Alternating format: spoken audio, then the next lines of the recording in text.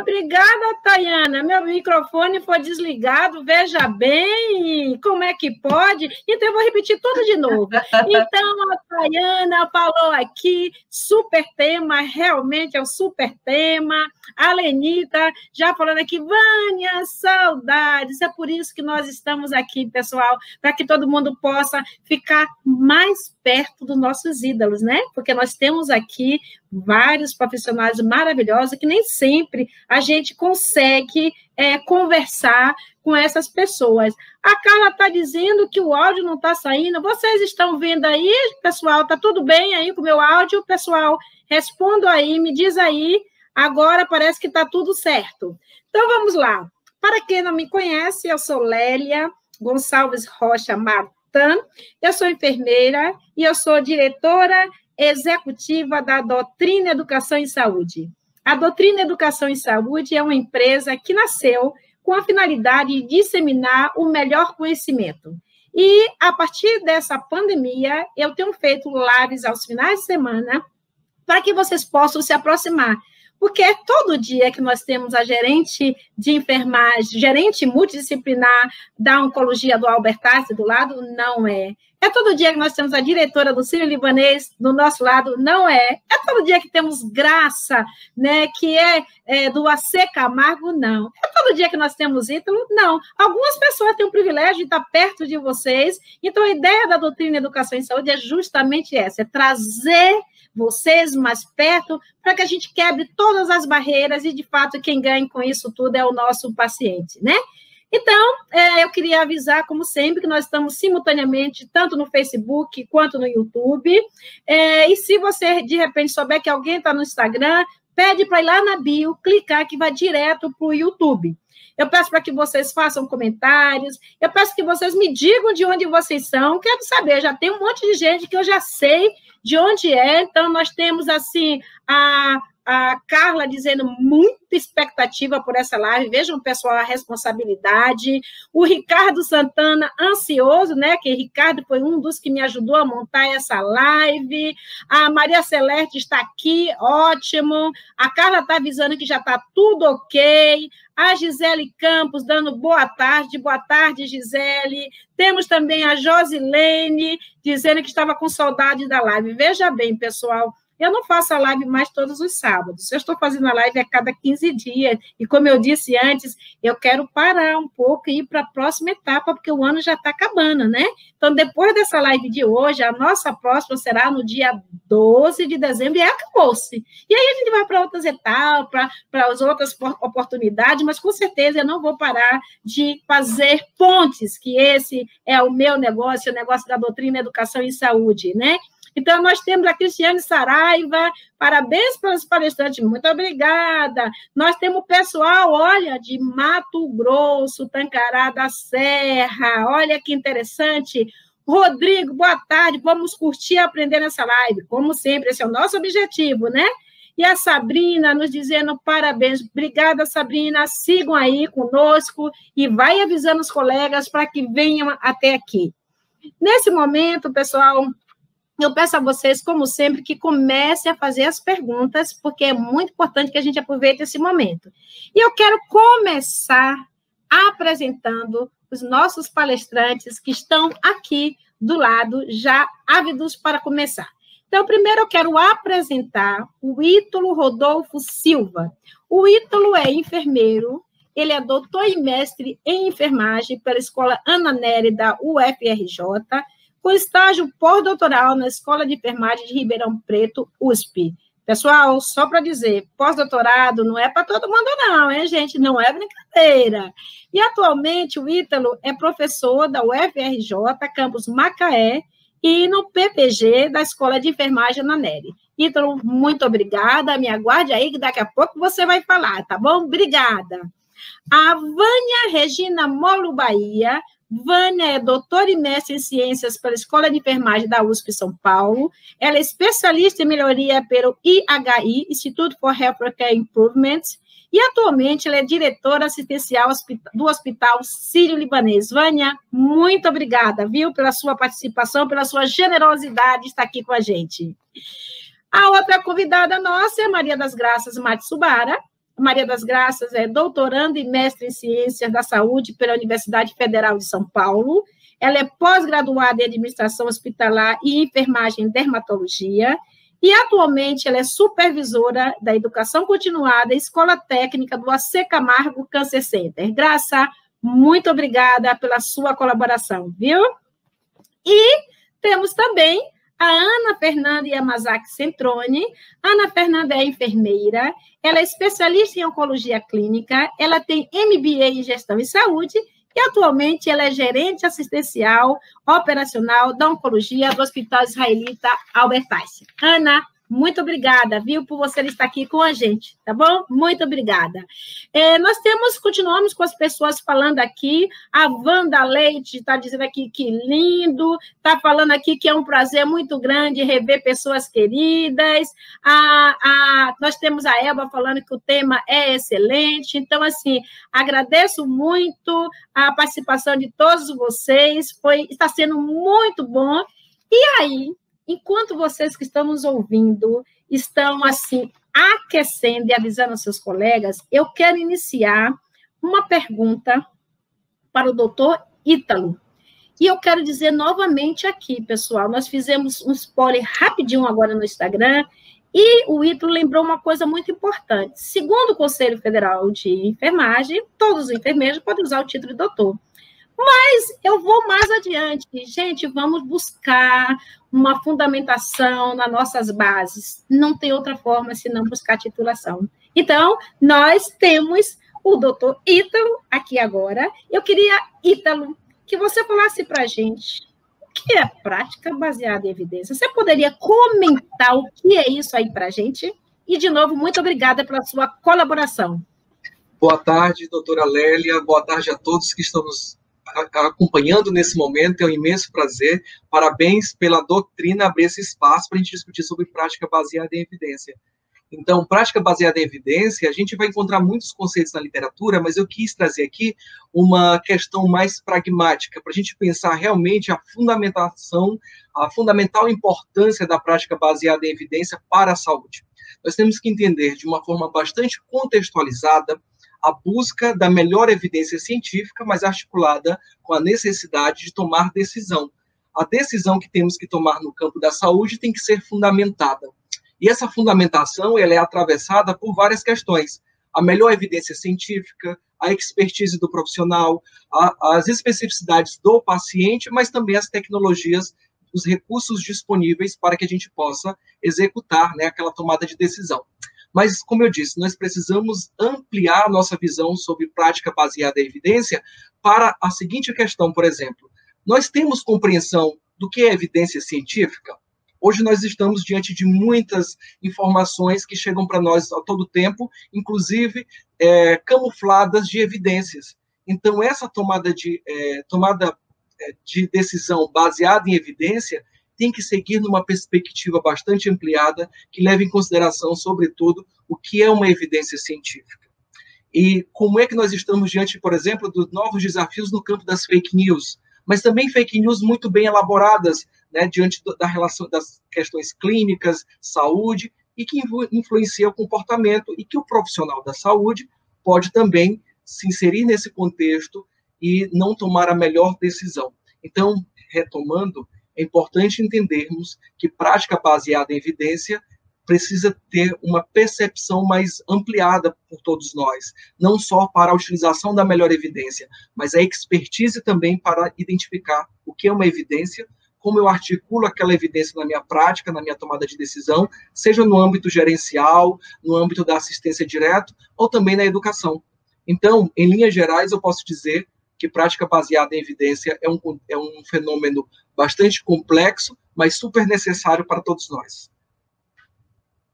Muito obrigada, doutor Ítalo. Excelente a sua resposta. E com a sua resposta, eu quero passar para a Graça, né?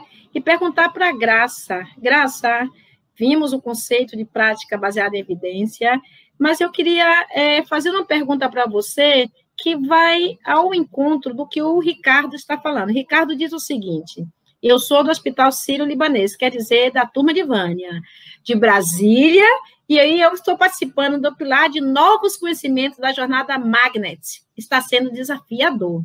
Como se faz pesquisa à beira do leito? Então, essa pergunta que o Ricardo colocou, Graça, eu já antecipo e pergunto para você, Graça. É possível fazer pesquisa na execução das atividades assistenciais? Conte aí para a gente. E essa pergunta, Graça, eu quero complementar o seguinte. Quando eu trabalhava no Einstein, eu fiz, gente, tanta coisa, porque o Einstein é assim, né? Como as grandes instituições, né? Ou como as instituições que se preocupam com a qualidade da assistência. Ele permite um monte de coisa e você vai. Eu fiz tanta coisa, eu produzi tanto. Agora, se você forem para buscar a publicação do que eu fiz, nada. E aí eu queria saber de você, Graça, é possível? E se é possível, como fazer isso? E, mais uma vez, obrigada pela sua participação. Boa tarde, Lélia. Obrigada, doutrina, Educação e Saúde, que permitiu que isso fosse possível. Todos vocês que estão aqui participando, eu só acompanhando aqui os posts, muito bom, muito bacana. E um tema realmente inquietante, né? Prática baseada em evidência, o Ítalo trouxe aí a definição, a gente fala tanto de segurança, aliás, tudo que nós estamos trazendo aqui hoje tem um único propósito, que é uma assistência de qualidade, uma assistência segura, né? É possível, mas é desafiador. E é desafiador por quê? Porque requer dedicação se entende por tempo, e tempo hoje, né, a gente ainda brinca que nós gostaríamos que o dia tivesse mais do que 24 horas. Aliás, agora na pandemia a gente acredita que ele tem mesmo, né? Mais de 24 horas. Requer preparo do profissional, o Ítalo representa aí uma universidade e pode trazer aí posteriormente como é isso, como está a formação. Por exemplo, na minha época, quando eu me formei, lógico que eu não vou dizer quando foi isso, mas há uns bons anos atrás, não se falava em prática baseada em evidência, não se falava em pesquisa. E também precisa de percepção de que a pesquisa, como o Ricardo trouxe, né, a pesquisa é parte integrante do nosso cotidiano. O mundo da ciência e o mundo do trabalho, eles precisam estar juntos. A gente não pode vê-los de forma separada. Então, esse momento que a Lélia está propiciando é um momento fantástico para a gente fomentar isso, Ricardo, para a gente aproximar. Olha aqui, nós temos universidade, nós temos gestores de grandes instituições. Eu represento aqui a área da educação corporativa, mas também a educação formal, atuando aí dentro de uma escola técnica, né? Então, a gente precisa entender que essa lacuna existe, que o conhecimento produzido, infelizmente, ele ainda não chega na nossa prática, e eu posso afirmar que é possível, e aí eu vou bem rápido contextualizar isso, trazendo um exemplo que eu estou vivenciando agora durante a pandemia. Nós organizamos um grupo dentro da instituição com profissionais de diversas áreas. Nós temos enfermeiros, na sua maioria são enfermeiros, mas também temos psicólogos, pessoal da parte administrativa, e nós nos propusemos a produzir estudos agora durante a pandemia. E nós temos 7 estudos, desses 7 estudos, 2 já foram aceitos para publicação, 2 estão no comitê de ética e os demais em andamento. E eu posso garantir que só não conseguimos avançar mais ainda por todas essas questões que eu já pontuei para vocês. Tempo, né? Infelizmente, nós profissionais da área da saúde temos muitas atribuições, muitos afazeres.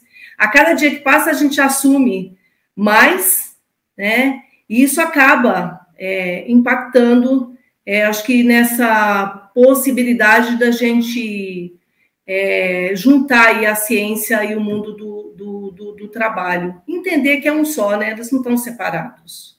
Afinal de contas, se produz ciência na área da saúde para a gente prestar uma boa assistência. E a gente só presta uma boa assistência com uma boa ciência. Então, a gente tem que se ver junto. Muito obrigada, Graça. Muito obrigada. E aí eu queria retornar essa resposta que você deu ao Ricardo e já chegar até Vânia, porque o Ricardo diz o seguinte, repetindo, eu sou do CIRO, de Brasília, e estou participando do pilar de novos conhecimentos da jornada Magnet. Está sendo desafiador. Então, eu queria aproveitar esse comentário que o Ricardo fez sobre o Magnet, e eu queria perguntar para você, Vânia, nós sabemos que o Sírio-Libanês está na jornada Magnet. Você poderia esclarecer para a gente o que é essa jornada Magnet, por favor? Legal, Lélia. Primeiro, muitíssimo obrigada pelo convite. É um prazer enorme estar aqui com vocês essa tarde. Ainda mais, assim como já foi falado, né, discutindo esse tema de extrema relevância para nós. Acho que é um prazer de verdade, assim, é muito gostoso, né, quando a gente tem esses espaços para poder compartilhar tanto dúvidas, sugestões, boas práticas. Super obrigada e parabéns pela iniciativa, Lélia. Então, acho que falar um pouquinho do Magnet, né? Não sei, falando muito rapidamente, mas assim, para quem não conhece o Magnet, não vivenciou o Magnet, né? O que acontece? O que ele é? É uma designação, na verdade, e ele vem, quando o hospital inicia o Magnet, ele entra em uma jornada, né? Então, precisa de tempo, precisa de alguns anos para que o hospital amadureça e conquiste. E o que significa isso? Significa que quando o hospital consegue essa designação, ele é reconhecido internacionalmente por todos os cuidados de qualidade que são prestados para o paciente, a excelência no atendimento de enfermagem, inovações que são realizadas nessa prática profissional diária. E por que Magnet? Lá em 1983, lá atrás, a Academia Americana de Enfermagem, ela realizou um estudo para identificar os ambientes de trabalho que mais atraíam profissionais, enfermeiros qualificados. E eles identificaram, eles pesquisaram 163 instituições, e dessas 163, eles conseguiram identificar 41 delas, possuíam algumas qualidades que atraíam mais os profissionais de enfermagem, né? Ou seja, os profissionais de enfermagem mais se identificavam e gostariam muito de estar lá e trabalhando naquelas instituições.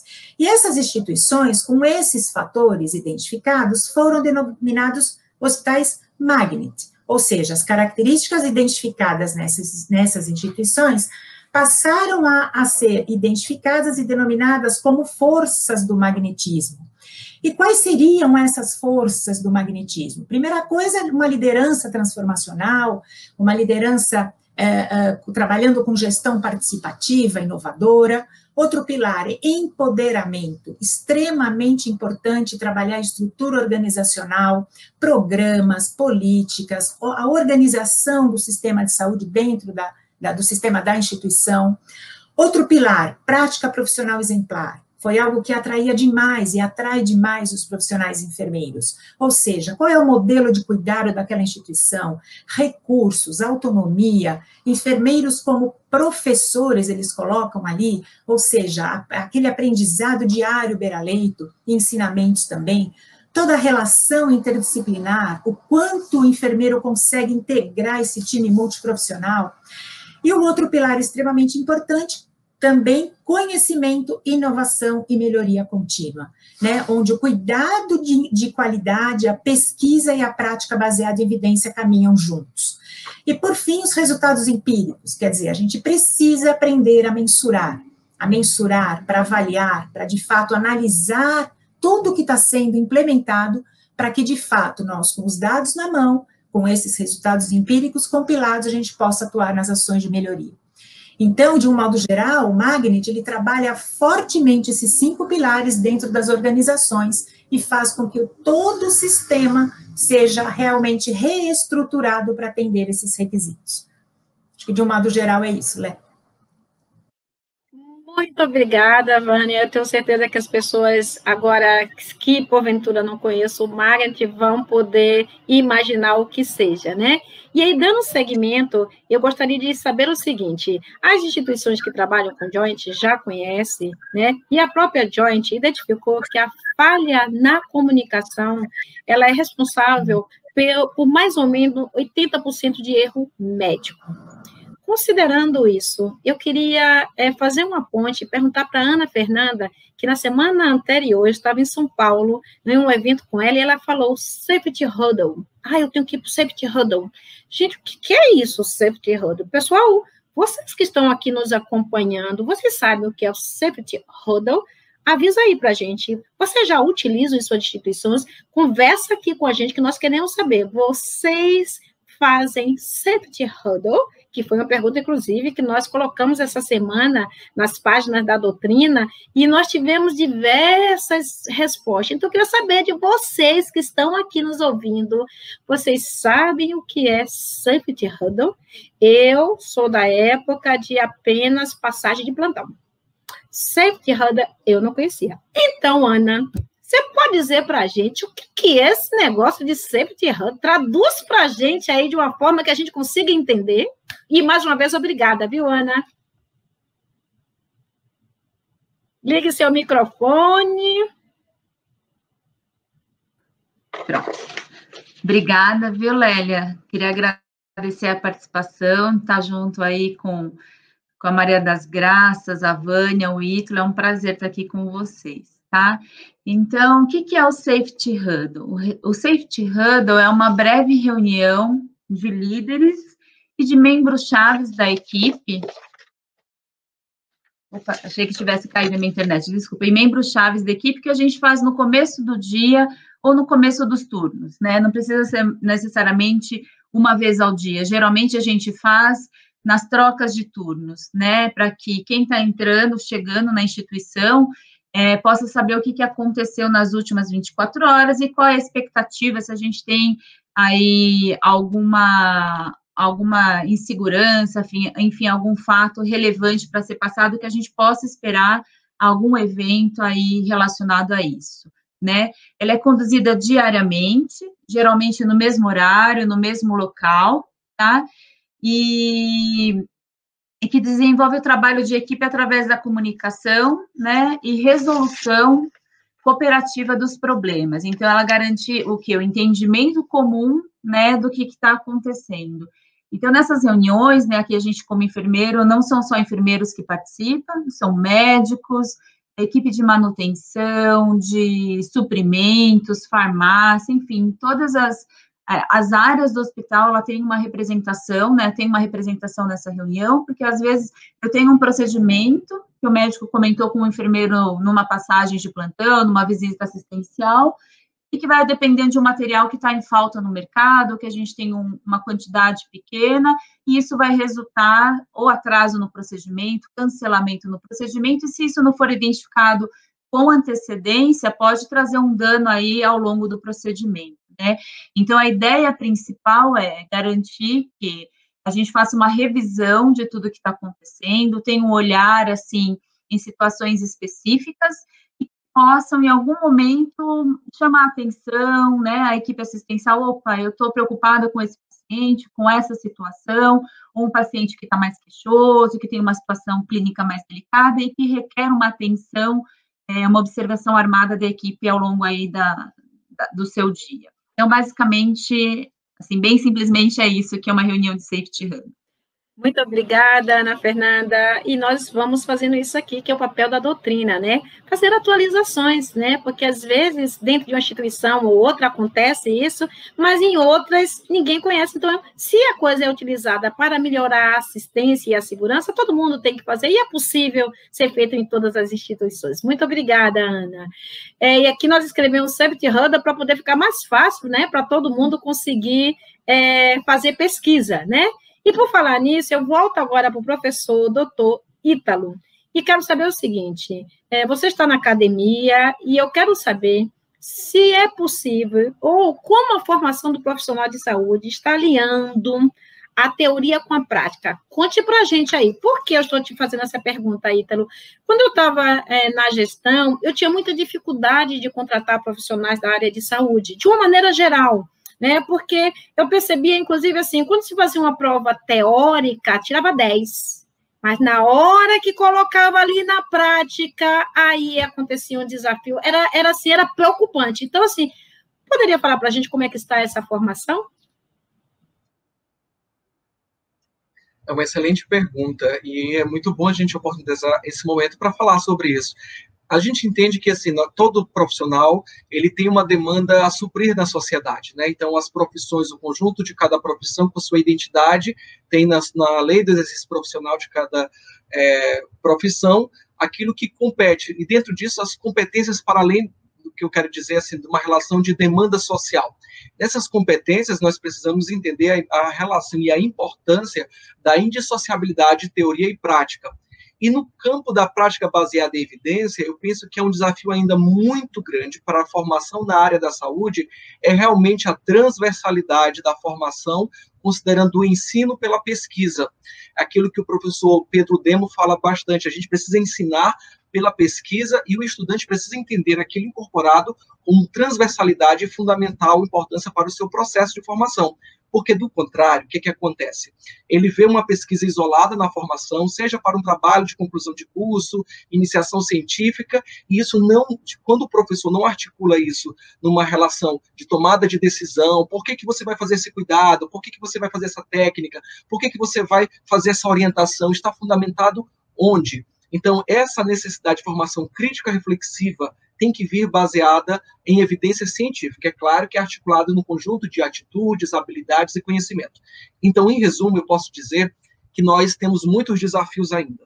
Nós temos muitos desafios que são estruturantes para cada contexto de formação. Eu posso falar especificamente da enfermagem. Eu trabalhei isso na minha tese de doutorado, inclusive. Como é que a gente incorpora as evidências, o que a gente produz na academia com a prática assistencial? E durante essa pesquisa, eu identifiquei um grande problema na formação do enfermeiro, na graduação. Então, fui pesquisar, fazer um estudo com professores da graduação e estudantes. E eu vejo que isso é transversal também para as outras áreas da saúde. Essa relação de indissociabilidade ainda acontece bastante. É como se houvesse aí uma patologia do saber, como fala Edgar Morin. Nós aprendemos tudo fragmentado, né? A antropologia distante da fisiologia, da farmacologia e a pesquisa no mesmo caminho. Então, a ideia é conectar. Nós temos que avançar. E eu percebo que nós temos ainda muitos desafios que minhas colegas que estão aqui, enfermeiras, podem constatar isso na prática, quando se depara com um enfermeiro que tem dificuldade de utilizar a pesquisa no dia a dia, de utilizar como é que eu pesquiso, como é que eu articulo isso, tudo. Por outro lado, é entender que o problema não é desse enfermeiro só, mas é quem está na academia formando, também não articular tudo isso com o enfermeiro para assistência. Por isso, a importância dos grupos de pesquisa, que articulem aí o estudante da graduação, o residente, o mestrando, o enfermeiro do serviço, para que todos possam realmente articular. Então, a ideia que eu poderia dizer é de conectar de fato. E é isso. Falei bastante, mas eu espero ter respondido a pergunta. Muito obrigada, respondeu sim. E enquanto isso, enquanto nós vamos vendo que as pessoas estão se animando para fazer pergunta, aqui até sumiu todo mundo com o apontamento da Samanta. A Samanta fala o seguinte: trabalho em um centro de oncologia e todos os dias, pontualmente às 8 horas do início do plantão, reunimos os enfermeiros, farmacêuticos, técnicos de enfermagem, nutrição, médico, paliativista e auxiliar administrativo da recepção para alinhamento dos atendimentos do dia conforme previsto em agenda. Nos ajuda muito na organização e melhor condução do plantão. É o safety huddle, né? É você realmente ver as possibilidades que existem e com a finalidade de você melhorar a comunicação entre todos que estão aí, para que a gente consiga ter uma segurança melhor. A Ana Paula deixou aqui uma pergunta que eu vou deixar para a Vânia, mas daqui a pouco ela fala: essa jornada Magnus é aberta a outros profissionais sem ser do Sírio? Adriana, olha, Vânia, essa é a hora, está precisando de bom profissional? Essa é a hora, fica aí, depois a gente vai falar um pouco mais sobre isso, e aí nós estamos com várias perguntas que estão surgindo, por favor, vão colocando. Eu queria, enquanto isso, perguntar para a Graça o seguinte: ô Graça, Você que trabalha numa instituição de saúde, na área de educação, mas também que atuou por diversos anos na assistência, você poderia falar sobre quais as estratégias que possibilitariam a implementação da prática baseada em evidência? Muito bom, Lélia. Pergunta capciosa. Bom, só para fazer um adendo aí, a gente também está fazendo handle agora com a pandemia, várias possibilidades surgiram, e hoje a gente tem handle na área do ensino. Então, todos os dias, às 8 horas em ponto, reúne-se todos os coordenador da residência médica, residência multi, os gestores da área da educação continuada, do núcleo de ensino digital, e é muito, muito, muito potente, viu? Para quem não tem ainda essa prática, recomendo. Dá para ser utilizada aí em várias situações. Bom, e voltando aí à pergunta da Lélia, né? Pode-se utilizar diversas estratégias. Uma das estratégias é a aproximação da universidade com as instituições de saúde, né? E a gente percebe, eu pelo menos, eu estou numa instituição de ensino e tenho contato com várias outras instituições de saúde, eu percebo que as instituições, elas ofertam campos de estágio, mas os profissionais ainda estão muito segregados, muito afastados, então acho que a gente precisa aproximar, e aí, até o que a Lélia colocou, né, a dificuldade de contratação. Então, a instituição de saúde se queixa que os profissionais estão mal formados. A instituição formadora relata que está formando para o mercado. E o mercado está dizendo que não está recebendo aquilo que a instituição está formando, né? Então, acho que a gente precisa ter essa parceria. Nós precisamos unir os nossos esforços. Acho que outro ponto seria a questão de desenvolver habilidade, e habilidade é fazer leitura de artigo, e o Ítalo colocou muito bem, né, a competência. Então, competência se entende por ter conhecimento, habilidade, mas principalmente ter atitude. Isso depende muito de cada profissional, mas precisa ter também estímulos dentro das instituições, né? Então, a instituição também precisa criar um clima organizacional que valorize a pesquisa, que consiga entender que a pesquisa é um objeto da nossa prática, de uma prática segura, uma prática de qualidade, né? Grupos de estudos, grupos de pesquisas. A gente vê isso com muita frequência nas universidades, mas nas instituições de saúde são poucos. Né? Ter profissionais que tenham afinidade, que tenham formação, direcionar esses profissionais para que eles possam apoiar a equipe assistencial, para que ela possa consumir, ela possa ter mais crítica, né? na leitura, na análise das pesquisas, discussões, fomentar discussões, participações em eventos, participações em lives, como essa que está acontecendo hoje, né? Muito bacana a quantidade de profissionais participando, questionando, perguntando, né? Inclusive, teve uma pergunta aí em relação às instituições acreditadas e a prática baseada em evidência, ter isso como meta, né? Então, precisa ser top-down, né? Precisa ter apoio da liderança, mas também precisa ter iniciativa dos profissionais que atuam na prática, né? Então, acredito que seja isso, Lélia. Espero ter... Muito obrigada. Muito obrigada, Graça. Excelente o seu retorno, como sempre. E eu queria agora passar para a Vânia, aproveitar a pergunta que a Ana Paula falou. Essa jornada Magnet é aberta a outros profissionais, sem ser do Sírio? E antes mesmo, Vânia, eu vou ser duas perguntas em uma, tá? A outra pergunta que eu quero fazer, aproveitando essa de Ana Paula, é assim: você tem conhecimento, qual instituição no Brasil tem o Magnet? Que eu queria contar uma historinha para vocês. Quando eu trabalhava no ICE, o Einstein pedia para que eu fosse para fora do país para ver como é que andava a prática por lá para trazer para a oncologia do Einstein.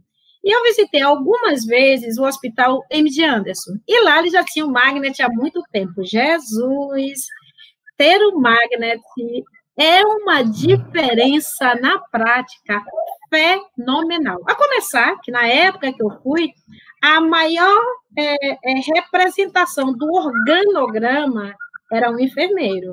A gente sabe que no Brasil não é bem assim. Geralmente, quem está na maior posição em organograma no país é um advogado, é um médico. Lá naquela instituição que atendia em um dos ambulatórios 300 pacientes por dia, era um enfermeiro que era CEO daquela instituição. Então, eu vivenciei muito bem essa prática. Agora, eu não sei, eu queria que você me dissesse, Vânia, aqui no Brasil, que a gente fala muito sobre o magnet, as pessoas estão ouvindo muito, já existem hospitais que têm o magnet? O que você sabe sobre isso? Conte pra gente. Legal. Então, assim, é sabido que nós temos hoje, gente, entre Brasil e América Latina, 4, talvez 5, mas 4 hospitais, sabidamente, que estão na jornada Magnet, porque, de novo, o Magnet é uma jornada.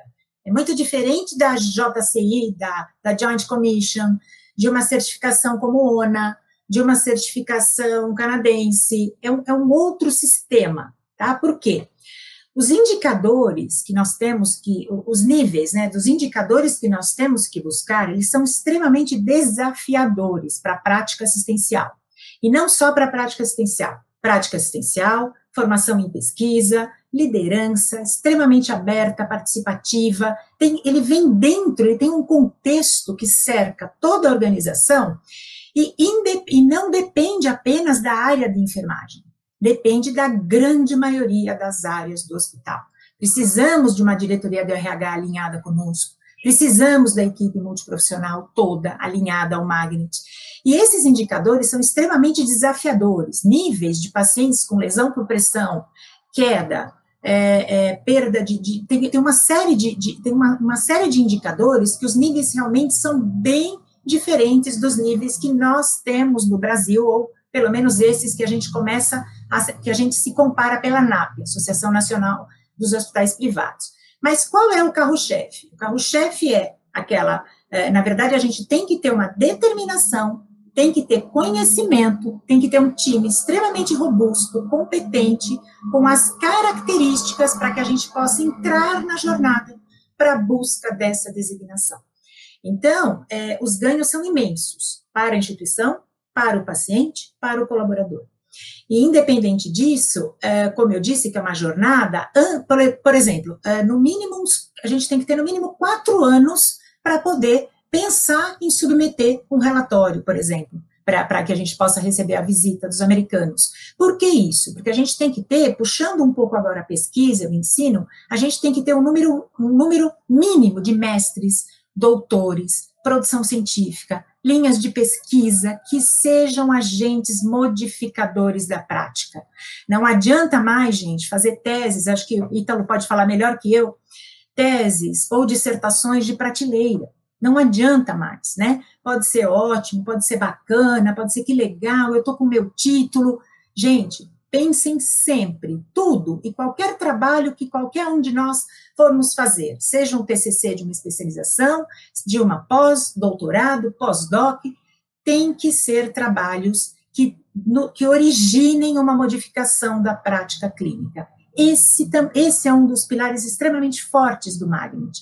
Para isso, a gente precisa de tempo para formar o profissional dentro do hospital, tá? Claro que a gente quer cada vez mais unir a academia e prática. Eu vi que vários de vocês estão colocando aí como fazer isso. Não é difícil fazer isso, mas a gente tem que ter uma organização, uma estrutura que permita que o profissional siga este caminho e que, de fato, consiga fazer pesquisa que modifique a prática.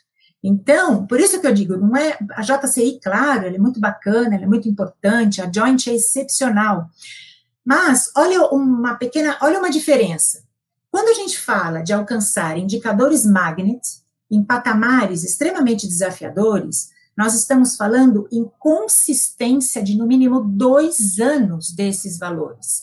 Se eu estou falando que hoje caem 10 pacientes por mês, pelo Magnet, a gente tem que, o ideal serão 2, estou chutando, né, gente? Só para a gente ter um comparativo. Caem 10 por mês. Magnet, a gente tem que na verdade, implementar ações cada vez mais efetivas para que, no máximo, 2, 1, alguma coisa do tipo, Caio. Eu preciso manter essa consistência, esse nível de excelência por, no mínimo, 2 anos. Se eu tiver lá, passou 1 ano, ok, entrou no 2º ano, meu indicador subiu, volta a estaca zero e começa tudo de novo. Então, assim, olhem a robustez do programa, dessa jornada, e a importância que ela tem tanto para o profissional, como para o paciente, quanto para a instituição. Então, na verdade, é um programa extremamente sólido, e, de novo, assim, é o que eu sempre falo no hospital, se hoje nós temos 504 instituições fora do país, nenhuma no Brasil, nenhuma na América Latina, que tenham essa designação Magnet, nós conseguimos, porque alguém já conseguiu, aliás, alguém não, mais de 500 instituições ao redor do mundo conseguiram. Não é absurdo, não é difícil, mas, de novo, puxando um pouco o que o Ítalo falou, a gente precisa de um contingente extremamente, vamos dizer, preparado para isso, né? Que tenham os conhecimentos, habilidade, mas principalmente a atitude, né? E aí, até já aproveitando, Lélia, respondendo aqui também uma perguntinha aí que eu vi, né? Que é assim, né, o maior fator dificultador, às vezes, de um profissional, quando nós admitimos, é exatamente o perfil desse profissional, porque a técnica a gente ensina, a prática, os materiais do hospital, cada hospital tem a sua rotina, os seus procedimentos, mas a atitude, a postura, o engajamento, isso é o que faz uma grande diferença, não só para o Magnet, para todo e qualquer processo que nós nos comprometemos a seguir e a implementar. Muito obrigada, Vânia, excelente a sua resposta, eu acho que isso está clareando para muita gente, e depois vai ter uma fila na porta do Sírio, querendo deixar o currículo, porque é fascinante. Veja aí, gente, olha o que a Vânia está dizendo, ela está batendo palma, olha aí, hein? Mandem. Muito bem, muito obrigada, Vânia. E agora eu queria passar para a Ana Fernanda, enquanto as perguntas estão esquentando. Fernanda, você vê alguma relação do soft huddle com a prática baseada em evidência? Se tem alguma conexão? As pessoas falam assim, eu não estou entendendo o que tem a ver soft huddle com prática baseada em evidência. Você consegue ver alguma interação? Consigo sim, Lélia, várias. Antes de responder, queria falar, eu vi o comentário de uma das participantes aí, sobre que faz a reunião no seu serviço. Acho que independente do nome, né, a gente importa muita coisa aí, né, da Samantha, agora estou vendo aqui o comentário dela, acho que independente do nome, o importante é isso, né, a gente parar, avaliar o que a gente tem e prestar melhor assistência, né, aos nossos pacientes. Então, respondendo a sua pergunta, Lélia, a reunião de Safety Huddle, né, enfim, o nome que cada instituição dá, ela utiliza informações concisas e relevantes para promover uma comunicação efetiva entre os departamentos, entre as áreas. Ela comunica o quê? Urgências de resolver questões de segurança e de situações críticas, e permite que a equipe se prepare, né, para o inesperado. Então, assim, né, a gente antecipa muitas situações nessa reunião, e permite que as expectativas das equipes, elas sejam atendidas. Então, como o Safety Huddle é um modelo de comportamento de cultura de segurança, ele está totalmente relacionado à questão da prática baseada em evidência, né? Porque ela melhora a consciência geral, ela fornece o quê? O reconhecimento da situação, né? E dá oportunidade para a equipe de tomar uma decisão baseada em evidência, né? Então, às vezes, a gente está ali correndo, quando a gente compartilha uma situação, não sou só eu que estou ali pensando no cuidado do meu paciente, né? Eu escuto as outras pessoas, eu dou um passo atrás, eu reviso o meu procedimento, né? Então, estou fazendo um paralelo aí com a enfermagem, então, assim, eu reviso todo o procedimento que eu vou fazer, ver se eu tenho segurança no que eu estou fazendo e se eu preciso da ajuda de alguém, né? E eu faço tudo que toda assistência que eu for prestar a esse paciente vai ser baseada em evidência, né? É lógico que as instituições têm os seus protocolos, mas esses protocolos institucionais, eles existem porque foi baseado em práticas baseadas em evidência, né? Então, acho que esse é o paralelo que eu faço entre as reuniões de safety huddle e prática baseada em evidências. Muito obrigada, Ana. Excelente o seu retorno, e dá para a gente ver assim, que não se desconecta, né? Tudo é uma conexão. E é o que o doutor Ítalo já havia falado, e eu quero trazer aqui uma pergunta para todos, né? Na verdade, o Júnior, ele está deixando o seguinte: quais as principais dificuldades encontradas na formação do profissional enfermeiro, e até eu extrapolaria para outros profissionais, partindo das premissas das diretrizes curriculares, frente à pandemia, baseado nas habilidades e competências. Eu queria, primeiramente, que o doutor Ítalo respondesse essa pergunta do Júnior, depois eu passo para a Vânia, se você quiser complementar, Graça e Ana Fernanda também, mas eu queria que o Ítalo, já que ele falou aqui de formação, eu queria, Ítalo, que você comentasse esse questionamento do Júnior. Olha, Júnior, obrigado pela pergunta. Nós temos que pensar numa situação ampliada. A pandemia ela é diagnóstica para muitas questões que envolvem as competências, mas também as condições de precariedade do processo de trabalho. Mas a gente falar aqui das competências do profissional, e aqui com destaque para a enfermagem, mas numa relação transversal para os demais profissionais, é entender que nós temos que realmente pensar quais são as nossas necessidades como profissional, na relação de competências, né, como foi já mencionado, em relação ao conhecimento, atitude e habilidade. A pandemia está acontecendo, nós desejamos que ela passe logo, mas nós enfrentaremos ainda situações que já estamos enfrentando, na verdade, como as condições crônicas aumentando, as iniquidades sociais na perspectiva da saúde, o envelhecimento populacional, entre outras questões de doenças emergentes, reemergentes e negligenciadas. Então, nós temos que pensar quais são as evidências que sustentam a nossa formação para atender às demandas sociais. E isso serve para todas as profissões da saúde, e é uma reflexão que nós precisamos fazer como profissional, para além das diretrizes curriculares, porque quando eu coloco de forma bastante transversal nas diretrizes curriculares um conjunto de competências para aquele profissional, eu preciso, sobretudo, fazer uma reflexão. Que tipo de profissional eu desejo ser? Esse profissional atende à demanda da minha profissão, e essa demanda atende à relação de necessidades da sociedade, porque, do contrário, nós passaremos pela pandemia, né, mas continuaremos enfrentando desafios, e esses desafios, quando não estão alinhados com essas competências, que também existem outros fatores, como a visibilidade do que nós fazemos, por isso que é muito importante estarmos aqui num canal como esse, aberto, é importante a gente pensar como isso reflete, inclusive, na valorização do processo de trabalho. Porque se a gente não entende que esse profissional ele tem que ter uma qualificação capaz de responder com excelência esses desafios, essas demandas, e a gente fala isso com excelência, e aí temos várias possibilidades traduzidas a partir dessas excelências, como, por exemplo, os melhores protocolos, as reuniões qualificadas, a tomada de decisão com as melhores evidências para aquela circunstância. Então, não é só olhar o nosso currículo estático, porque a gente precisa avançar cada vez mais nesse currículo, nos currículos, nas diretrizes curriculares também, mas é pensar uma autocrítica para que a gente possa avançar. Fazer uma autocrítica significa entender, de fato, nessa formação, eu estou me preparando para atender esses desafios, não só da pandemia, mas todos os outros desafios vislumbrados aí no campo epidemiológico, por exemplo. Então, é um desafio complexo, mas que começa também por nós. É assim que eu penso, mas é claro que a formação vai ser fundamental nesse processo. Muito obrigada. Eu queria aproveitar e provocar um pouco você, Vânia, já que ele fala, o Júnior fala sobre a pandemia, eu queria até que você aproveitasse e falasse aqui, né? Que a prática baseada em evidência nessa pandemia, eu considero que é um desafio de vida ou morte. De vida ou morte para o profissional de saúde, não só para o paciente. Então, se nós não considerarmos aquilo que a gente sabe há muito tempo que é básico, que é ciência.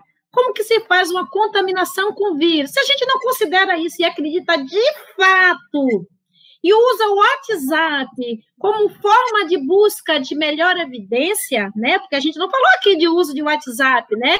Graça depois vai falar um pouco de fake news. Como é, Vânia, que você, como uma diretora de instituição, também eu queria saber de você, Ana Fernanda, você, Graça, na educação, como que vocês alinham isso neste momento de pandemia, né? Se você vai observar habilidades e competências, tem alguma coisa diferente? Vocês poderiam, por favor, Vânia, comentar? Sim, Lélia, acho que é extremamente importante essa colocação. Claro que eu concordo muito com a fala, né, na verdade, qual que é foi o grande problema e o grande aprendizado desse ano? Uma construção conjunta de um novo modelo de assistência, né?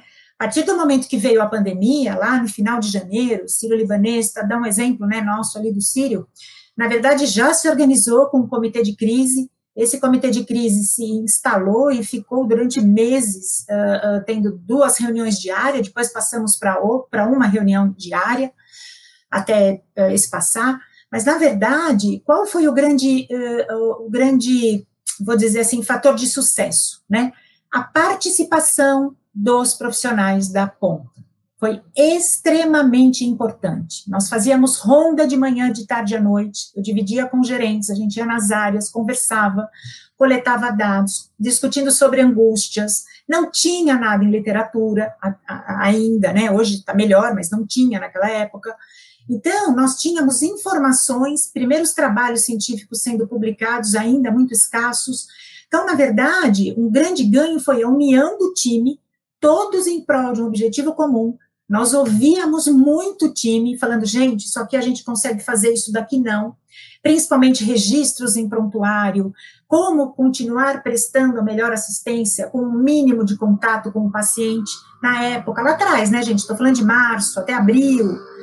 Então, foi um grande aprendizado, acho que as rodas, e eu concordo com a Ana, eu acho que quanto mais elementos e mais fatores, ou mais sistemas de comunicação nós implementarmos, de novo, com uma escuta ativa, com uma escuta aberta, com uma cultura justa implementada no hospital, nem punitiva, nem educativa, uma cultura justa em que todos possam se expressar em relação aos seus medos, suas angústias, né, melhor, e é um grande fator para o sucesso. Acho que a pandemia, na verdade, nos ensinou muitas coisas, muitas das práticas implementadas no Sírio nós continuamos e vamos continuar fazendo, mas, de novo, dando voz ao colaborador, dando voz àquele profissional.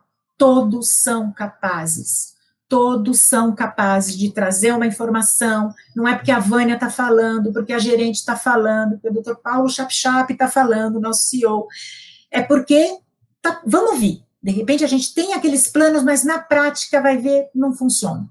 Então, acho que um dos grandes fatores de sucesso foi esse, e eu complemento até trazendo que, por que os profissionais conseguem fazer isso? Porque eles têm uma necessidade, uma busca contínua do conhecimento. Quando eles não sabem, a gente não tem certeza, a gente endossa, alimenta, incentiva os PDSAs nas unidades, que são aqueles pequenos testes para ver se de fato aquela ideia de mudança está ok, a gente pode de fato implementar. Então, a gente fez vários PDSAs curtinhos, com o nosso colaborador sendo o protagonista, nosso colaborador dizendo para nós se aquilo dava ou não dava para fazer. Então, acredito que esse seja um grande elemento de sucesso. E só assim, gente, em busca do conhecimento, frente ao esperado ou ao inesperado, que a gente vai conseguir e vamos conseguir chegar à tão esperada busca pela isonomia nas profissões. Isso também eu queria trazer para vocês, né? Isonomia a gente não pede, isonomia a gente conquista. Como que a gente conquista? Com conhecimento, com prática, se expondo, discutindo aquele caso clínico, indo atrás, mostrando a melhor evidência. É assim que a gente conquista a isonomia, né? E isso eu acredito demais, e é isso que a gente tem trabalhado muito no Sírio, né? E voltando na minha fala anterior, claro que depende muito da estrutura da organização. Os profissionais têm que ter esse campo preparado, né, digamos assim, para poder atuar e brilhar na sua melhor forma, né? Temos que sair do anonimato de verdade, não é mais um técnico, mais um farmacêutico, não. ele é o farmacêutico, ele é o técnico, ele é extremamente importante. E como que o profissional conquista isso? Conhecimento, ousando, buscando, falando o tempo todo. É isso que eu acredito, sabe? Sendo pandemia ou não, acho que a gente não sabe, a gente pode, ao longo dos anos, né, nos expor a mais outras, quem sabe, né, surpresas, entre aspas, mas importante é a união do time, conhecimento, saber buscar. Ninguém precisa saber tudo, nenhum de nós aqui dominamos todas as áreas, obviamente, mas o que a gente tem que fazer? A gente tem que saber buscar. Como diz a Lélia, não é um Google, WhatsApp, gente, espera um pouquinho, como é que a gente sabe qual é o caminho para a busca do conhecimento, para aí sim alcançar a isonomia? É isso. Ai, ai, que maravilha! Uma delícia! Maravilhoso, maravilhoso. E é isso que a Rúbia está dizendo, adorando essa discussão, implementar uma prática baseada em evidência é muito desafiador. Mas as melhorias na qualidade do cuidado ao paciente é evidente quando essa prática é utilizada no dia a dia dos profissionais de saúde. Com certeza, Rúbia, concordo plenamente com você. E, Vânia, eu gostei muito disso que você falou, isonomia. Essa conquista é com muito estudo, né? Não adianta, gente, você ter uma cara bonitinha, você ter um tom de voz doce. Se você não buscar mais, tem que ser mais, tem que ser mais. E não adianta, é Sírio, é Einstein, é AC Camargo, é hospital público, é hospital privado. É um conhecimento para ter reconhecimento. E conhecimento, gente, é para a vida inteira. Você tem que buscar sempre para ter isonomia. Do contrário, vai ter a hierarquia. E no conhecimento não deveria ter hierarquia, né? Maravilhoso. Olha, dá vontade de voltar para o hospital, mas não. Deixa eu ficar aqui. Então, Graça, você poderia, por favor, comentar essa provocação que o Júnior fez e você falar para a gente como é, né? Ainda mais nesse momento de pandemia, né? Como é fazer esse alinhamento, né? Poderia, por favor, comentar, você que recebe o trabalhador, né? Saiu da faculdade ou não saiu da faculdade, saiu de outra instituição, chega para você. Como é nesse momento de pandemia? Como é isso na sua vivência? Depois eu vou passar a mesma pergunta para Ana Fernanda. Acho que a Vânia trouxe aí de uma forma, contextualizou, né, de uma forma brilhante. Nunca se valorizou tanto a comunicação e nunca se empoderou tanto os atores principais do processo. E aí eu vou além, Vânia, acho que não só os profissionais da ponta, mas os próprios pacientes. Os pacientes, eles estão sendo mais ouvidos, né? Eles estão realmente parte ativa do processo, do seu próprio cuidado. E acho que um outro ponto, Lélia, e a fake news é danosa, né, nesse momento, ela traz tantas dificuldades para um momento que já não está fácil, né? E nada parou. A gente continuou recebendo novos profissionais, novos graduandos. Nós temos lá no AC Camargo mais de 80 graduandos de enfermagem.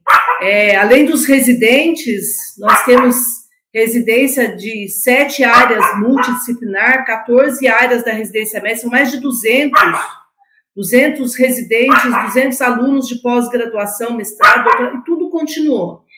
E como que a gente lidou com tudo isso? Eu acho que o ponto principal foi a gente perceber que aquilo que muitas vezes enxergavam como dificuldade passou a ser possibilidade, né?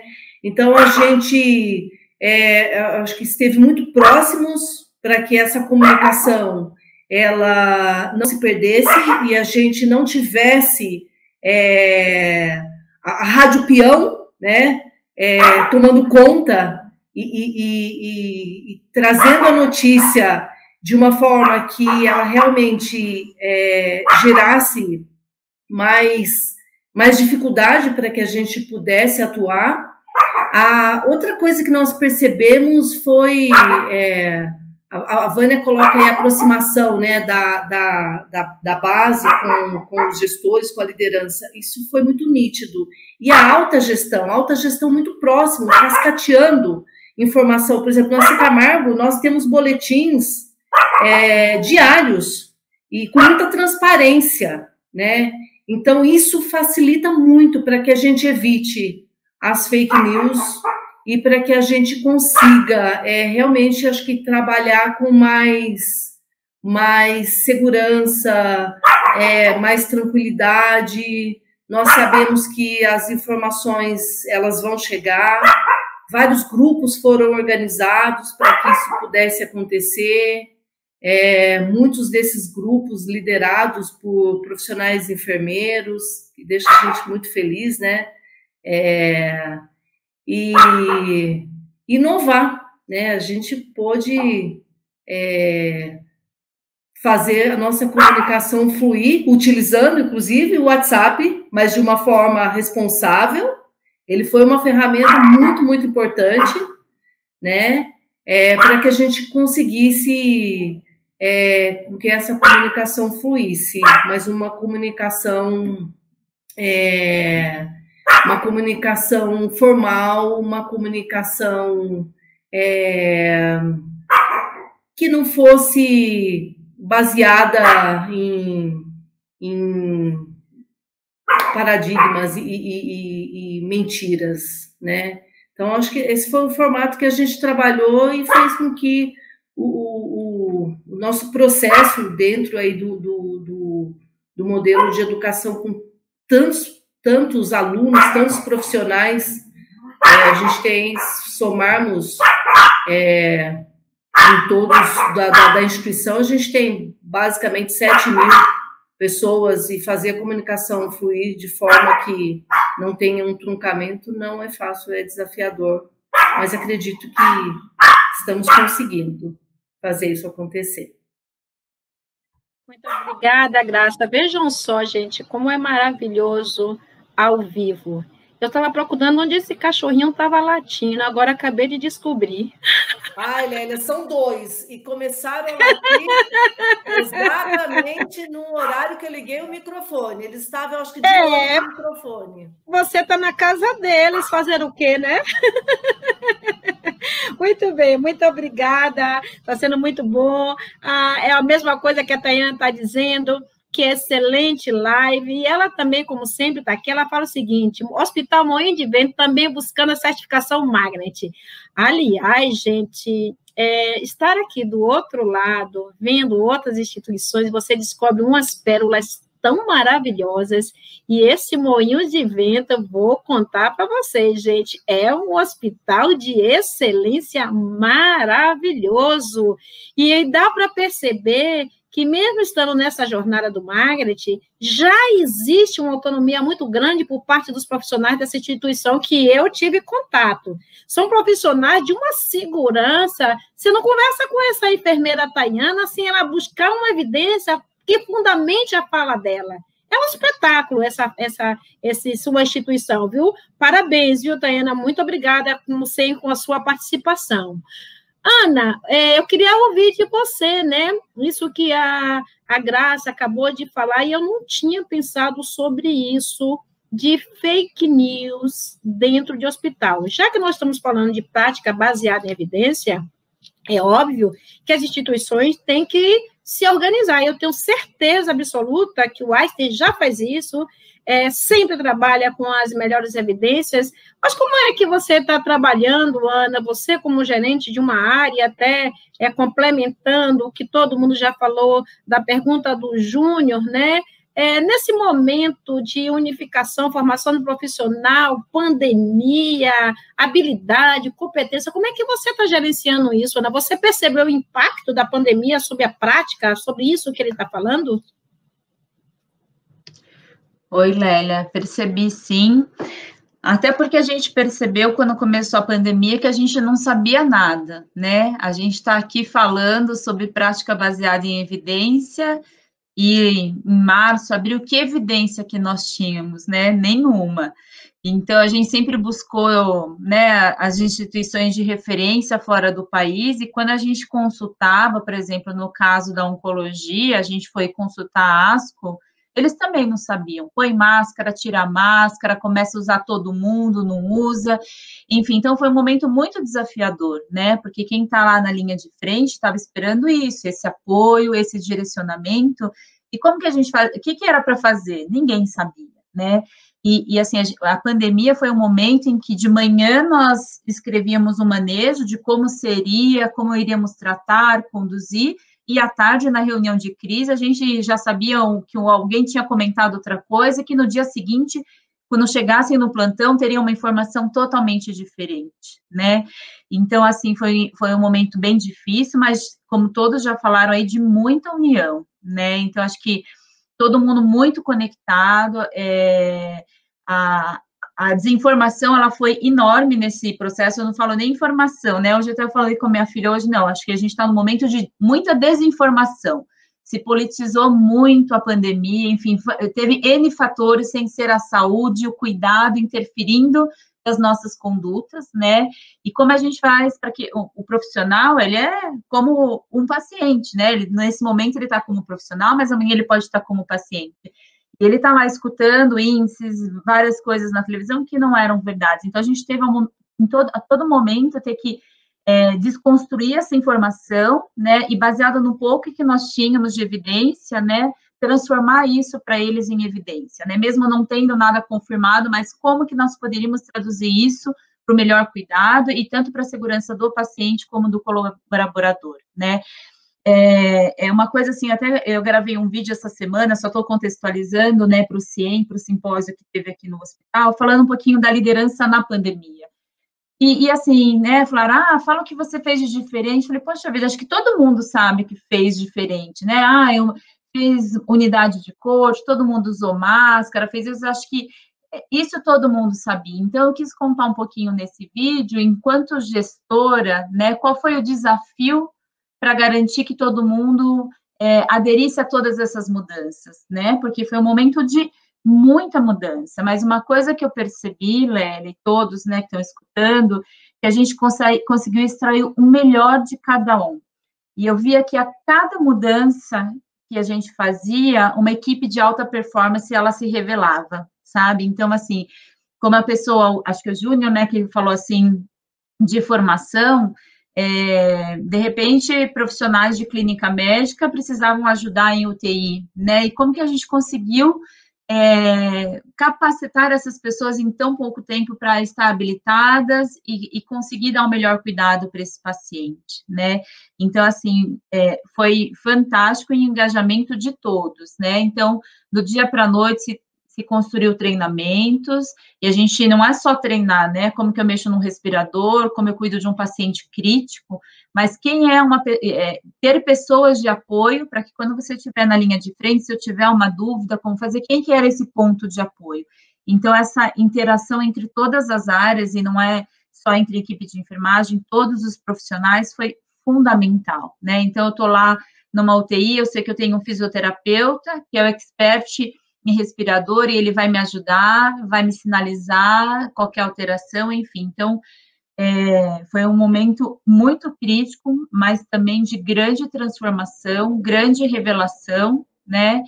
E eu acho, assim, todos foram importantes, mas as lideranças, elas foram fundamentais, né? Assim, eu sempre falo que me perguntam, uma vez me perguntaram, Ana, o que você busca num profissional? Acho que todos já falaram que é importante formação, competência, um monte de coisa, mas a atitude do profissional conta muito, né? E para muitos cargos, o que a gente busca, né, é que esse profissional seja inspirador, né? Que ele inspire os demais a serem tão bons quanto eles, a buscar o conhecimento como ele busca, enfim. Então, acho que é uma competência que a gente não aprende na faculdade, né? Mas em que a gente deveria estimular e procurar esses profissionais que inspiram tanto, né? Que eles são responsáveis por grandes mudanças, né? Na profissão, assim, no desempenho, na atuação dos demais profissionais que trabalham com ele. Então, eu terminei o vídeo que eu estava contando para vocês com a seguinte frase: sejam inspiração, né? Então, acho que eu complemento tudo isso que foi falado bem técnico com essa parte mais comportamental e que foi fundamental ao longo dessa pandemia. Excelente, Ana, muito obrigada. Mas uma frase que vai ficar aqui ecoando, e eu quero perguntar para vocês que estão nos ouvindo. Você tem alguém que te inspira? Porque isso que a Ana falou, eu acho que é fundamental, né? Eu sempre busquei referências na minha vida e coloquei elas ali como um queijinho na ponta de um anzol, né? Se eu posso botar um queijo na ponta do anzol, né? Porque eu não gosto de minhoca, tenho nojo. Mas você tem que perseguir. Então, eu sempre coloquei um referencial para poder ir atrás, né? Então, assim, interessante. Então, pessoal, escrevam aqui, gente, mas com cautela. E vamos pensar o seguinte: quando eu coloco alguém como referência, não quer dizer que o outro não seja, mas é alguém que, assim, eu uso como modelo, né? E cada um de nós tem uma parte que a gente consegue extrair como modelo para melhorar a nossa atuação como profissional. Então, fenomenal. Muito obrigada, Ana. Eu queria agora trazer uma das últimas perguntas, que depois a gente vai já começar para a finalização. O Ricardo provoca aqui o doutor Ítalo e fala o seguinte: professor Ítalo, poderia falar um pouco sobre a produção do conhecimento da enfermagem atualmente?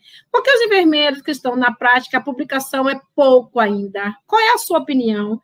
Né? Então, por favor, comente aí, professor Ítalo. Muito bom, Ricardo, essa pergunta, muito boa. Olha só, a gente precisa primeiro entender que essa necessidade do enfermeiro assistencial produzir pesquisa precisa modificar essa lógica de produção, mas de desenvolvimento, que envolve não só a produção, mas o consumo. Então, a gente precisa entender essa lógica que rompe, né, estamos ainda distantes, mas para romper a relação de que quem está na academia, sobretudo fazendo mestrado, pós-doutorado, é que tem que fazer pesquisa, quando, na verdade, a pesquisa tem uma finalidade. E aí, já que isso serve para todas as profissões da saúde. Mas eu vou parafrasear aqui uma grande enfermeira, Wanda Horta. Ela dizia o quê? Ela dizia que ciência ela não é apenas contemplativa, ela é praxis, ela é vontade de poder. Ou seja, nós precisamos trabalhar estratégias que seja possível essa relação fortalecida entre essa produção do conhecimento científico junto do enfermeiro. Porque se já identificamos que há uma fragilidade na formação, é uma fragilidade que estamos avançando, temos muitas experiências exitosas, para também eu não passar aqui a ideia de que estamos muito distantes da necessidade da sociedade, muito pelo contrário, nós temos muitos contextos em que essa formação ela é de excelência. Porém, a gente sabe que ainda há um déficit, né? A produção do conhecimento, a enfermagem brasileira, por exemplo, nos últimos anos, na avaliação da CAPES, a cada quadriênio, produziu mais de 16 mil artigos científicos. Muito artigo, não é? Mas como é que esses artigos chegam até a prática assistencial? Então, é uma reflexão que cabe a todos nós. E cabe a todos nós não só para a enfermagem, não só para o profissional da saúde que está na assistência, mas também para o gestor, quando ele não está antenado nessa relação da importância que a fundamentação científica tem para a qualidade do serviço, para a qualidade da assistência. Isso também com impacto econômico institucional e para a qualidade dessa assistência. Ou seja, é um desafio para todos nós. Mas é interessante essa pergunta. Nós fizemos, até publiquei hoje no Instagram um podcast que foi realizado com enfermeiros, enfermeiras, mestrandos e doutorandos da Escola de Enfermagem da NERI, que trazem essas dificuldades em relação à popularização do conhecimento científico para a enfermagem assistencial. Então, nós precisamos mudar a ideia de comunicação, a lógica de comunicação. Então, esse conhecimento científico, ele precisa se tornar mais orgânico, palpável. E não dá para a gente pensar isso só com a importância do artigo científico, que é fundamental, mas que precisa caminhar para novas possibilidades. Então, canal, como aqui nós temos nessa live da doutrina, mas outras possibilidades. E no dia a dia, trabalharmos essa construção de uma comunicação com maior qualidade. Então, esse enfermeiro da assistência, ele não vai só pensar no consumo, mas na produção para o seu processo de trabalho. E aí a gente não vai encontrar tantos desafios em relação a por que eu busco uma evidência no Google de qualquer forma e utilizo o WhatsApp, dissemino fake news, quando isso é uma construção com fortalezas. E aí eu quero só otimizar, que eu anotei, eu achei muito interessante, uma pergunta, uma colocação da Lenita, lá no início da live, e ela fala que o enfermeiro assistencial precisa ter estímulo para a produção. E aí nós precisamos entender que isso deve não só alcançar a vontade desse profissional, mas também ser reforçado a partir de políticas institucionais. Porque se esse profissional ele tem dificuldade de tempo e financeira para estar nos eventos, para consumir, pesquisa, produzir, a gente precisa então pensar essa lógica entre essa produção científica e a prática profissional. Porque essa produção científica tem uma relação de ser, tem uma razão de ser, que é impactar a prática assistencial, a tomada de decisão, né, seja na gestão, seja na assistência. Então, é um desafio para todos nós. Então, não dá para a gente pensar apenas isoladamente que o problema é do enfermeiro assistencial. Por isso que essa resposta tão longa para falar das diferentes vertentes da gestão, de políticas, do próprio enfermeiro com as atitudes para melhor aprender, como bem colocou a doutora Lélia, precisa ter competência, ninguém vai dar nada para a gente. Nós precisamos avançar, conseguir essa isonomia que foi falada aqui, é uma conquista, e essa conquista vem também da nossa relação com a ciência, dessa visibilidade. E isso tem uma representação social muito importante, que a pandemia também nos revela, né? Mostra muito a enfermagem resolvendo situações, mas muito voltada ainda para a caridade, quando nós fazemos pesquisa, utilizamos resultados científicos, e outros profissionais aparecendo mais com destaque em relação às melhores evidências, a protocolos, e a gente sabe que não é bem assim que funciona, mas precisamos trabalhar isso no dia a dia nas diferentes frentes. Era isso. Muito, muito obrigada, professor Ítalo. E eu quero colocar aqui a Ana Maria, que está fazendo doutorado agora, que é um profissional com vastíssima experiência. Aliás, eu quero dizer o seguinte, às vezes nós não estamos mais em uma instituição, depois vamos para outra, e eu sou, assim, a divulgadora de talentos também. Então, eu queria deixar muito claro aqui que Ana Maria Teixeira é uma profissional que feliz da instituição que tiver essa profissional do lado, porque ela consegue fazer esse equilíbrio que todos nós estamos falando aqui, que é importante, e ela, claro, consegue inspirar um monte de gente. E ela está fazendo doutorado agora, e ela está dizendo o seguinte, as legislações brasileiras e as regras acadêmicas não facilitam as publicações. Ítalo, eu quero voltar para você e vou falar para vocês a minha experiência. Eu acabei meu doutorado há 1 ano atrás, né, Vânia? Que graças a Deus, Vânia estava lá, maravilhosamente para me assistir, graças a todo mundo. Não é fácil, né? E eu concluí meu doutorado aposentada, onde eu já tinha decidido que eu não ia estar em instituição nenhuma, porque eu queria uma vida diferente. Não foi fácil. E não é fácil sobre diversos aspectos. O aspecto de você, professor Ítalo, ter uma linha de pesquisa que talvez não responda à prática que exista, né? Porque, de repente, a sua linha de pesquisa não vai responder às perguntas da prática. Mas eu quero fazer o doutorado, gente.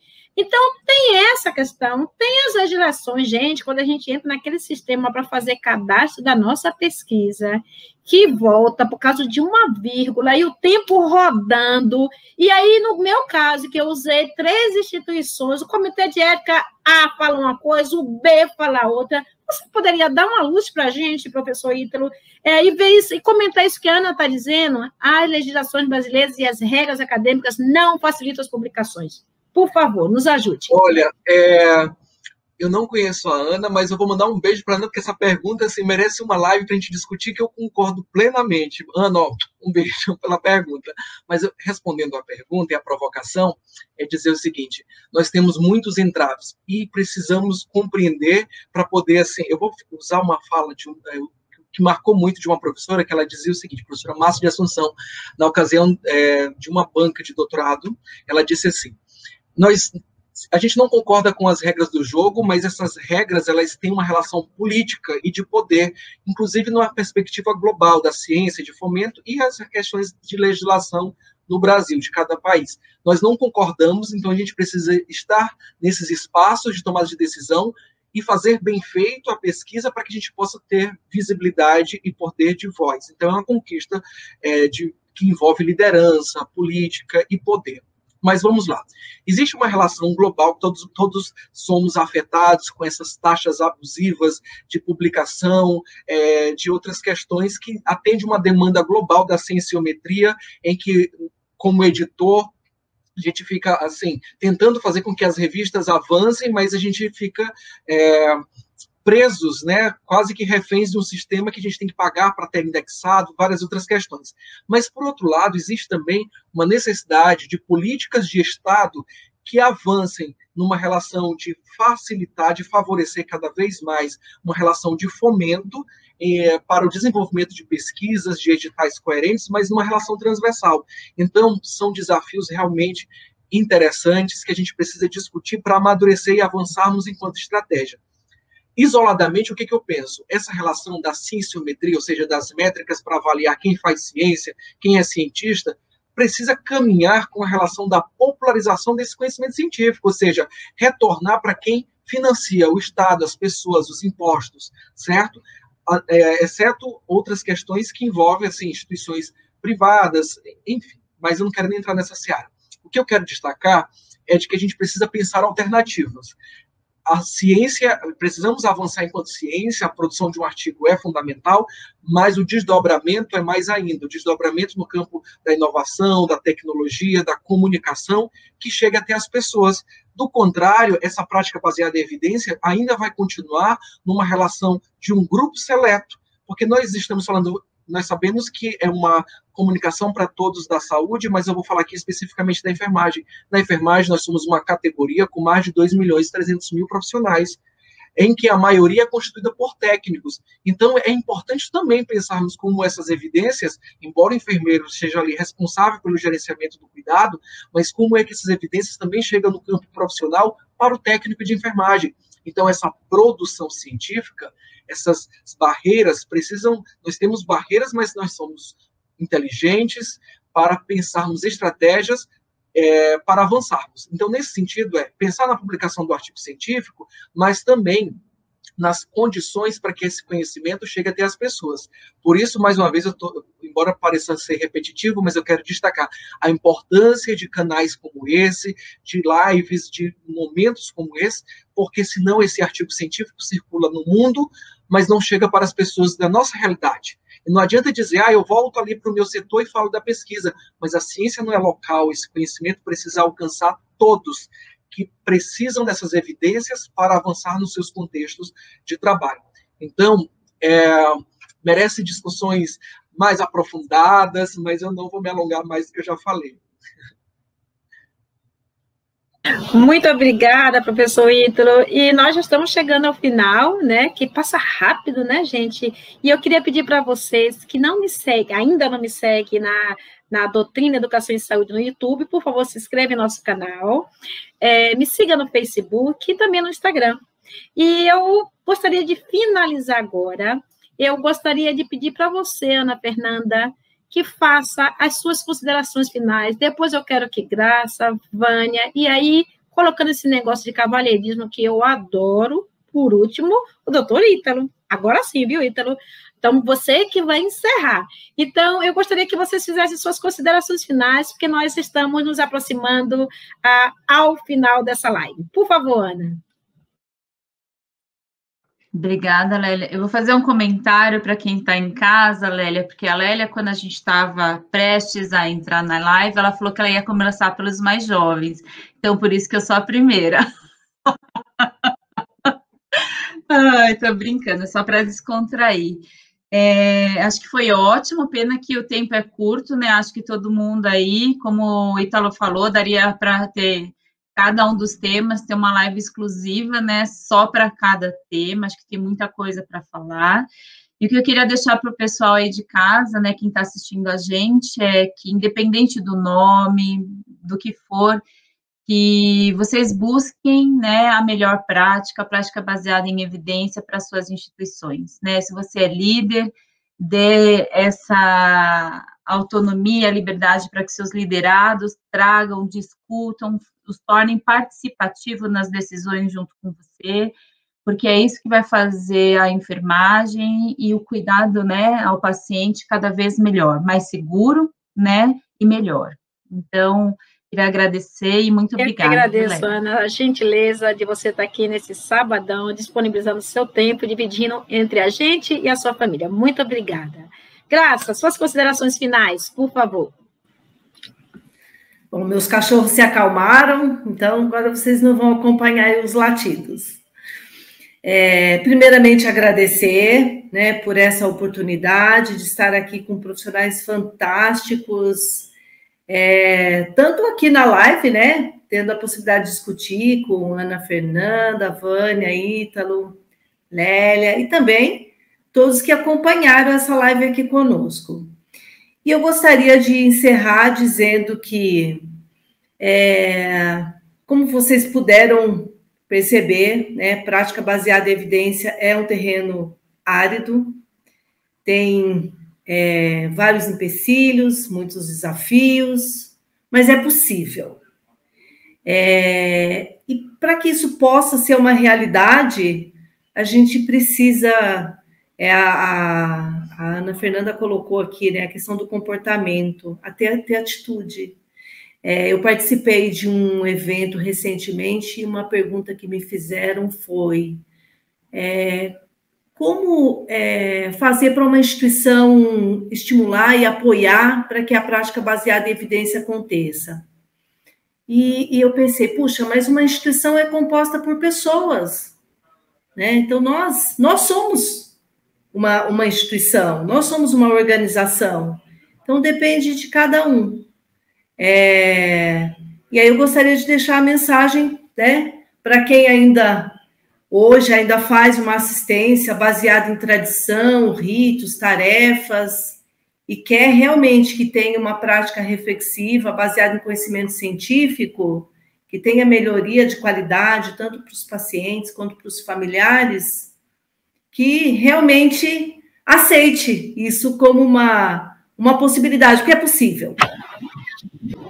Eu que agradeço, Graça, para a sua gentileza, generosidade, várias pessoas estão se manifestando, e eu queria dizer o seguinte, que nós colocamos pesquisa de satisfação, né, porque para ter uma evidência dessa nossa prática, eu gostaria muito que vocês dissessem, né, o que vocês estão colocando aqui, que vocês, por gentileza, coloquem na nossa pesquisa de satisfação, que isso é fundamental para que a gente continue fazendo as lives, tá certo? E eu queria aproveitar esse momento e dizer o seguinte, tanto a Cibele como a Adriana Zanqueta estão aqui hoje, e eu quero avisar para vocês que elas já colocaram nas mídias que elas são presidentes e vice-presidente da Associação Brasileira de Enfermagem em Oncologia e Oncohematologia, e, né, orgulho aí do pessoal. A gente tem que entender o seguinte, se nós nos unirmos, nós seremos, assim, imbatíveis. Então, tem a Brenfo, tem a Sbel, tem mil questões.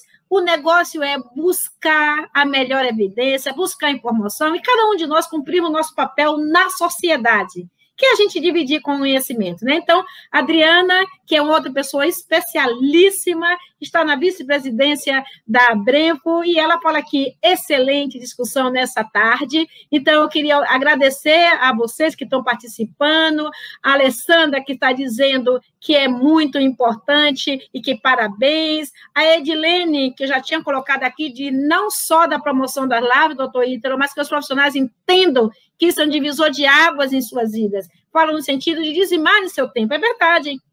Sábado à tarde, né? Se considerarmos que estamos na pandemia, sábado à tarde, eu provavelmente estou na minha casa, não estou no shopping, porque eu não quero visitar a Vânia lá no Sírio-Libanês e ganhar algo para respirar. Não quero, então eu quero ficar na minha casa. Então, eu já estou em casa, vamos aproveitar para fazer a atualização dos nossos conhecimentos, né? A mesma coisa Ana Paula diz, parabéns a todos pelas excelentes explanações. O Ricardo já disse aqui que ele quer bis, e aí vai, né? Cibele falando que está à disposição, braços abertos para a construção juntos. Essa é a palavra, hein, gente? Se a gente se separar, não vai para lugar nenhum, mas juntos a gente consegue, né? E o Claudomiro, que sempre está aqui nos finais de semana, lembra dele, Vânia? Claudomiro diz, excelente tema, profissionais excelentes, mediadora não tem palavras que define, é maravilhoso. Isso é um presente para todos nós, né? Então, agora, Vânia, por favor, faça suas considerações finais, e de novo eu agradeço, né? Todos vocês têm uma importância, mas quando nós dirigimos um hospital como o Sírio-Libanês, e você dedica o seu tempo para estar aqui com a gente. Eu só tenho que ficar realmente muito feliz, né, por você fazer essa dedicação. Então, por favor, faça as suas considerações finais. Sempre, Lélia, sempre juntos, né? Naquilo que a gente acredita, né, gente? É muito gostoso, né? Dedicar e investir o nosso tempo nisso. Muito bacana. Queria deixar aqui para vocês, na verdade, 2 considerações para uma reflexão. Primeira coisa é do que a gente falou agora à tarde, né? Que é a busca contínua da junção, da união da academia com a prática clínica. Então, isso acho que tem que ficar na mente de cada um de vocês, o quanto é importante, o quanto é necessário nós promovermos cada vez mais a união dessas 2 partes, né? E para os gestores também, uma dica importante, quer dizer, favoreçam, permitam, tornem com que a vida profissional dos profissionais tenham espaço para cada vez mais vocês poderem promover este momento de formação para eles, extremamente importante. Outra consideração é em relação à atitude, que nós falamos muito aqui essa tarde, né? Então, o que eu queria deixar para vocês como reflexão? A cada processo seletivo que vocês participarem, a cada busca de outro desafio ou de outros desafios que vocês participarem, a cada passo que vocês derem, pense sempre antes de cada sim. Antes de colocar o xizinho, sim, que eu oriento, assim, que é uma coisa que eu acredito demais. Se perguntem, o que importa para vocês no trabalho? No trabalho de vocês, o que vocês estão buscando? Primeiro, busquem sempre uma instituição que vai ao encontro com seus valores, extremamente importante, para que você encontre realmente o significado e o propósito na sua atuação. De fato, isso vale a pena parar um pouquinho, parar uns segundinhos para a gente pensar muito, é extremamente importante. Só assim eu tenho certeza que, dessa forma, vocês conseguirão buscar a isonomia e fazer toda a diferença, seja a instituição que vocês estiverem, ou estiverem representando, atuando, investindo o tempo do trabalho em vocês. Então, acho que eu queria deixar essas 2 considerações. Adorei passar essa tarde com vocês, agradeço demais, Lélia, mais uma vez por essa oportunidade, parabenizar a todos os nossos profissionais que estão aí junto com a gente até o final, por toda a participação e toda a integração conosco. Tenho certeza que só assim, né, Lélia, foi possível essa interação toda. Agradeço mais uma vez, gente. Eu que agradeço, Vânia, muito bem.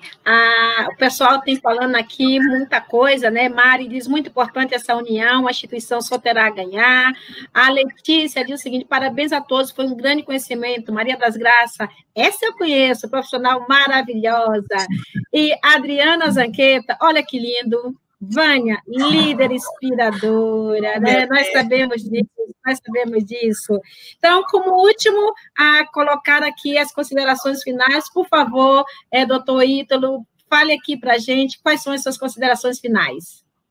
Olha, primeiro eu vou, de fato, agradecer mais uma vez a oportunidade de estar aqui, de conhecer um pouco mais o trabalho e constatar, né, a gente sai daqui inspirado, porque é muito bom ver colegas e compartilhar de uma discussão tão calorosa, tão rica, e a gente sai inspirado de perceber aquilo que falou muito bem, Lélia, sobre a questão dos nossos modelos ideais. Então, quando a gente se depara numa tarde como essa, e poder compartilhar essa live, né, em relação a Ana, a Vânia, a Maria das Graças, e você, assim, que são inspiradoras, fazem um trabalho que transforma a realidade, né, independente do contexto onde estão inseridas.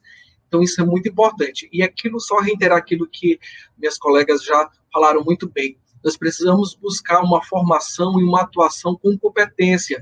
E essa competência precisa ser avaliada para um autogerenciamento. Então, cada um vai ter que fazer essa avaliação, conforme a Vânia colocou muito bem, né? Então, é uma percepção que é individual, mas que também precisa alcançar o perfil de uma profissão na saúde para atender uma demandas sociais tão importantes. Então, é agradecer e continue, Lélia, doutora Lélia, com esse trabalho maravilhoso. Isso é muito importante para todos nós. Isso é importante, essa visibilidade, eu posso dizer que reaviva reaviva para que a gente possa continuar, porque eu vou dizer para vocês, fazer até um certo desabafo bem pontual, a gente vai cansando, quando a gente vê circunstâncias difíceis para o processo de trabalho, a gente convive ainda com a necessidade de uma formação qualificada em muitos contextos, mas quando a gente se depara com enfermeiras que fazem diferença, isso reaviva. Então, busquem fazer a diferença para as pessoas que estão nos ouvindo. Cada vez mais, tem sempre alguém olhando para a gente e a gente precisa fazer disso uma necessidade para impactar esse mundo. Nós escolhemos uma profissão, estamos na área da saúde, então vamos fazer o melhor possível. E não conseguiremos avançar sem as evidências científicas conectadas com o nosso processo de trabalho, além do que já foi dito aqui, sobretudo para as atitudes. Então, muito obrigado e avante, doutora Lélia, com esse trabalho maravilhoso e importante, que dá visibilidade, mas também informa todos, para além da área da saúde. Parabéns. Muito obrigada, doutor Ítalo, é muito bom estar aqui com vocês. Eu quero dar o último recado, que é o seguinte, na nossa mídia digital, YouTube, só faltam 3 pessoas para que a gente tenha 1000. Estou tão feliz de ter 1000 seguidores. É tão legal, né, gente? Virei blogueira. Então, eu quero realmente agradecer a vocês e terminar aqui com a frase da Mari, dizendo com certeza, Ítalo, parabéns, e dizendo para vocês, se cuidem, pessoal, essa pandemia não é fake news. Querem que a gente acredite, não é fake news. A pandemia é ciência, a ciência já comprovou, não tem dúvida. Então, se proteja, gente, vocês profissionais de saúde, por favor, se protejam, não abandone a ciência, gente. Faça como a Tayana está dizendo, o enfermeiro somente é um profissional reconhecido quando exerce a prática baseada em evidência. Vamos manter nossa classe unida, todos se apoiando, compartilhando e se unindo para o mesmo fim. Então, pessoal, muito obrigada, uma tarde maravilhosa para todos vocês. Fiquem com Deus. Até a próxima. Tchau.